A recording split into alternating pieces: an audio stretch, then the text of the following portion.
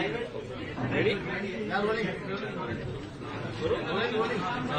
क्या कहेंगे, मुंबई में अभी आम आदमी पार्टी बीएमसी इलेक्शन लड़ने वाली है, कैसी तैयारी होने वाली है, क्या तैयारी होने वाली है, केजरीवाल जी की क्या है? देखिए, 2014 के लोकसभा चुनाव में करीब करीब 3 लाख वोट आम आदमी पार्टी को मुंबई में मिला था और उसके बाद से हम कोई चुनाव नहीं लड़े। लोकसभा का चुनाव हुआ, हम नहीं लड़े। विधानसभा का चुनाव हुआ, हम नहीं लड़े। केजरीवाल साहब और यहाँ की जो मुंबई की टीम है, प्रीति जी, रूबेन और यहाँ के प्रभारी प्रकाश जी, इन लोगों की पिछले दिनों बैठक हुई और ये तय किया गया कि महानगर पालिका के चुनाव में हम लोग लड़ेंगे, सभी सीटों पे लड़ेंगे। तो उसी उद्देश्य से आज 21 कैंडिडेट्स की अनाउंसमेंट की गई है और लोगों से भी हम अपील करते हैं कि आम आदमी पार्टी को मौका दीजिए इस चुनाव में और हमारे काम के नाम पे हमको वोट दीजिए। नाम बदलने के ऊपर जो फिलहाल के लिए विवाद, देखिए, आपका एक बयान सामने आया है कि आपने कहा कि हराम में भी राम है। नहीं, वो मेरा बयान नहीं है। ये देखिए, झूठ बोलने के मास्टर हैं बीजेपी वाले। मैं आपको दिखाता हूँ वो किसका बयान है और मैंने क्या बोला था पार्लियामेंट में। ये पूरे देश को पता होना चाहिए। ये बयान है आदरणीय अटल बिहारी वाजपेयी जी का। ये मेरा बयान नहीं है। मैंने अटल जी का बयान पार्लियामेंट में बोला।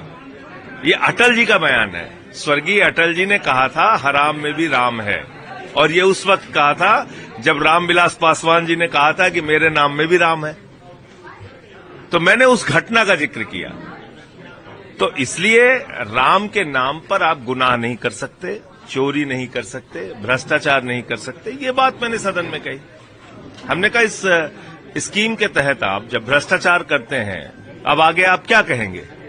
आप तो भगवान श्री राम के नाम को बदनाम कर रहे हैं, क्योंकि आप चोरी और भ्रष्टाचार करेंगे इस स्कीम के अंदर, तो लोग क्या कहेंगे? तो इसलिए बातों को तोड़ मरोड़ के प्रस्तुत करा। मुझे तो हंसी आ रही थी कि प्रहलाद जोशी जी आज बयान दे रहे थे, केंद्रीय मंत्री देश के। उनको शर्म आनी चाहिए। इतना खुलेआम झूठ बोलते हैं लोग। जो बात आपके नेता ने कही, स्वर्गीय अटल बिहारी वाजपेयी जी ने सदन में कही और उसको मैंने पार्लियामेंट में जिक्र किया, उनके नाम से जिक्र किया, अब वो मेरे ऊपर थोप रहे हैं। अगर इस बयान पे आपत्ति है तो आप जाके माफी मांगिए देश से कि अटल जी का ये बयान गलत था। जो अभी फिलहाल के लिए जो का नाम बदल चुका है, देखिए ये हीन भावना से ग्रसित होने की बीजेपी की मानसिकता है। आप गांधी से टक्कर नहीं ले सकते। वो राष्ट्रपिता महात्मा गांधी जिन्होंने अंग्रेजों की सत्ता को उखाड़ के फेंक दिया, वो राष्ट्रपिता महात्मा गांधी जिनकी प्रतिमा दुनिया के 80 देशों में लगी है, वो राष्ट्रपिता महात्मा गांधी जिसमें G20 के देश जब आते हैं तो उनके राष्ट्राध्यक्ष राजघाट पर उनके सामने माथा टेकने जाते हैं। वो गोडसे की समाधि पे नहीं जाते, वो गोलवरकर की समाधि पे नहीं जाते, वो गांधी की समाधि पे जाते हैं। आप उस गांधी का अपमान कर रहे हैं जो जीवन भर रघुपति राघव राजा राम का पाठ करते रहे, जिन्होंने हमेशा राम में अपनी श्रद्धा रखी, राम राज्य की कल्पना की। तो मैंने सदन में कहा कि भगवान श्री राम भी आपको श्राप दे रहे होंगे कि तुमने हमारे भक्त का अपमान क्यों किया। आप मनरेगा में आपने किया क्या, ये तो बताइए देश को। मैं बता रहा हूं 50 दिन से ज्यादा इन्होंने काम नहीं दिया। 100 दिन के गारंटी की स्कीम है मनरेगा स्कीम। इसमें जो इन्होंने 86,000 करोड़ रुपए का बजट रखा, वो बजट ही रखा है कि जिससे लोगों को काम न मिल पाए। 12 करोड़ कार्ड होल्डर हैं। जब ये स्कीम शुरू हुई थी उसके बाद 2014 तक 25 करोड़ कार्ड होल्डर थे, तो इनके टाइम में 13 करोड़ मजदूर कम हो गए। अब आप 40% कह रहे हैं राज्य सरकारें देंगी। ज्यादातर राज्य सरकारें घाटे में हैं। मैंने उसका भी आंकड़ा सदन में पढ़ा था। तो वो कैसे इस स्कीम में पैसा लगाएंगे? तो कुल मिलाकर कल मनरेगा स्कीम की हत्या कर दी है मोदी सरकार ने। इस देश के मजदूरों के पेट और पीठ दोनों पे लात मारने का काम किया है। सर, आप आज दिल्ली से आए हो मुंबई में, क्या AQI दिल्ली का अच्छा है कि मुंबई का अच्छा है? नहीं भैया, आप लोग बहुत लकी हैं, सही स्थिति में रह रहे हैं। आपको समुंदर भी नसीब है, तो यहाँ तो AQI ठीक रहता है। हम लोगों का तो हालत बहुत खराब है। 912,000 यहाँ भी खराब हो जाती है हालत, लेकिन फिर भी समुद्र की वजह से आपको थोड़ा लाभ मिल जाता है। तो इसलिए इसमें सरकारों को काम करना पड़ेगा, सरकारों को तय करना पड़ेगा। सर, सोशल मीडिया पे फिलहाल के लिए सेव अरावली माउंटेन ये फिलहाल के लिए बहुत ट्रेंड में दिखाई दे रहा है। सुप्रीम कोर्ट ने ऑर्डर दिया है कि जो अरावली माउंटेन से जो 100 मीटर के 1000 मीटर के अंडर है उनको तोड़ा जा सकता है माइनिंग के लिए। वो सिर्फ अडानी के लिए काम हो रहा है, वो उनको बेचने के लिए कर रहे हैं। देखिए पूरा का पूरा ये पहाड़ जो है जो घिरा हुआ है, जिससे अगर आपने इसको तोड़ने और खत्म करने का काम किया, एक बहुत बड़ा प्राकृतिक संकट दिल्ली और उसके आसपास के इलाकों में आएगा। दिल्ली की जनता ने जिस तरीके से मुर्खे को लेकर खड़ा हो रहा है, उन्होंने जिस तरीके से हरकत की है। देखिए आप एक चीज मुझे बताइए, राजस्थान आप चले जाइए, हमारे उत्तर प्रदेश में पूर्वांचल में चले जाइए, बिहार में आप चले जाइए, या महाराष्ट्र के कुछ इलाकों में चले जाइए, हमारी जो माताएं बहनें हैं वो घूंघट रख के ही आगे निकलती हैं, काम करती हैं। तो अब किसी इंसान की ये हिम्मत नहीं होनी चाहिए कि उनका घूंघट खींच के उनका चेहरा देखने लगे। ये तो सरासर अन्याय है। भाई जब वो सर्टिफिकेट लेने गई वो महिला या लड़की, तो उसके बारे में जानकारी किया होगा आपके स्टाफ ने, उसका जो भी आपकी महिला अधिकारी रही होंगी उन्होंने चेहरा देखा होगा, तब उसके बाद उसने अपना बुर्का पहन के वहां पे वो गई। तो आप कौन होते हैं मुख्यमंत्री के तौर पे बुर्का खींचने वाले?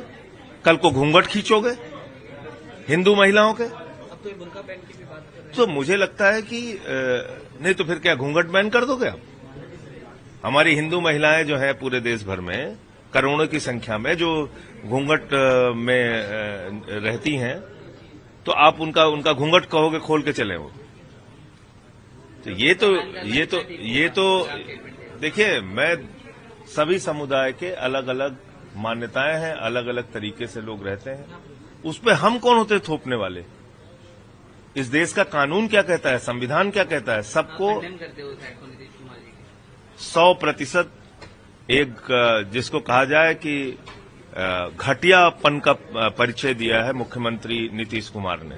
ऐसा उनको बिल्कुल नहीं करना चाहिए था और ये अपमान है एक बिटिया का। सर एक विधायक है, महिला विधायक है, उन्होंने कहा कि जो श्री राम है वो मुस्लिम है। इस प्रकार के उनके इस बयान को अब ये फालतू के विवाद खड़ा करने से कोई फायदा नहीं। एक और था यहाँ पर महानगर पालिका तरीके से गवर्नमेंट स्कीम के नाम पर पैसा बांटा जाता है और वोट बटोरे जाते हैं, उसको लेकर आप क्या कहेंगे? वो रिश्वतखोरी है और क्या है? रिश्वतखोरी है, लोगों को रिश्वत देने की कोशिश है सरकार की तरफ से। तो आपको अगर कोई स्कीम लागू करना है पहले कीजिए ना, पहले करके दिखाइए।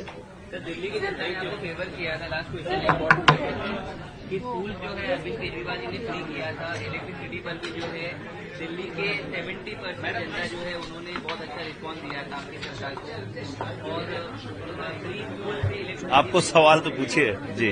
सवाल फ्री इलेक्ट्रिसिटी में जो है 70% जनता ने जो आपको सहयोग दिया था, यहाँ तक कि मनीष सिसोदिया के बारे में भी बहुत ही पॉजिटिव कमेंट्स उन्होंने दिए थे। मुंबई महानगर पालिका one of the richest corporation है पूरे इंडिया में। इस मैदान में उतरने के बाद आप मुंबई की जनता को, हम हड़बड़ाहट में कोई बात नहीं करेंगे।